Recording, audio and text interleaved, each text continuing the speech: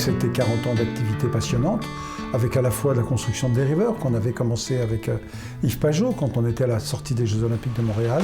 Les Français brillent particulièrement dans 3 catégories. Le Flying Dutchman avec les frères Pajot, qui sont les leaders absolument incontestés de la course, et surtout le couple Fontaine, qui est en première place et qui, ma foi, se défend fort bien à la mer.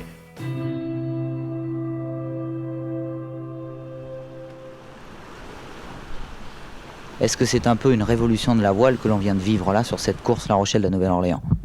Une révolution, le terme serait peut-être un petit peu excessif, mais enfin une certaine forme d'évolution dans le matériel et également peut-être dans la manière de mener les bateaux.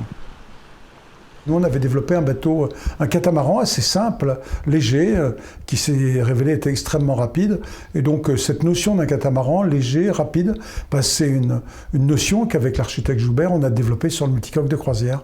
Et de fil en aiguille, en 82, 83, des catamarans de croisière côtière. Les premiers étaient des bateaux très sportifs. Et puis ensuite, on a bien vu que la notion de confort était surtout ce qui intéressait la clientèle.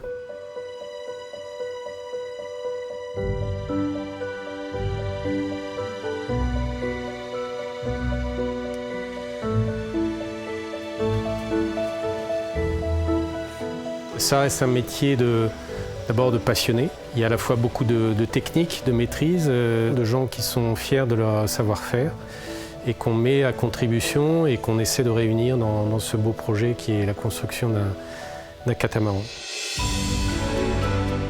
On est rendu à la 4e génération de catamarans à voile et la 2e ou 3e génération de catamarans à moteur. Donc c'est une vraie fierté d'en être rendu là aujourd'hui.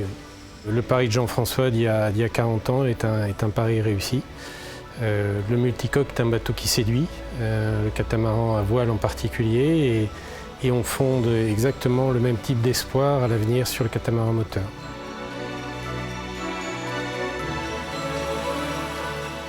« 40 modèles, oui, si on regarde dans l'histoire, c'est un petit peu 40 évolutions. Alors bien évidemment, il y a de la voile, il y a du moteur, il y a différentes populations, mais il faut à la fois bien satisfaire ces différentes populations, mais toujours avoir à l'esprit d'essayer d'avancer dans les nouveaux modèles, de proposer des nouvelles solutions qui sont innovantes tout en étant très sécurisantes, très fiables, très agréables.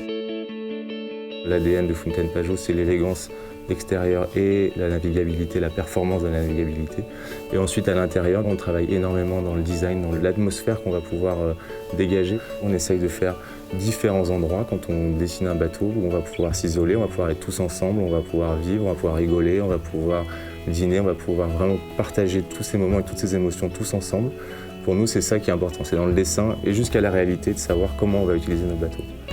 On a une vraie légitimité sur ce marché-là, on a un vrai savoir-faire et tout ça fait qu'aujourd'hui, Fontaine Pajot est une entreprise vraiment leader et qui est prête à s'inscrire dans un plan d'avenir plus que cohérent et plus qu'ambitieux. Je crois qu'une des valeurs fondamentales de Fontaine Pajot, c'est aussi la sagesse. Quand on a navigué au large, on sait très bien qu'on doit pouvoir compter sur son bateau, qu'on peut avoir du mauvais temps, que ce soit un orage en Méditerranée, que ce soit un vent très fort dans l'arc antillais ou ailleurs dans le monde. Donc ça, c'est des valeurs marines parce qu'on vient du monde de la navigation.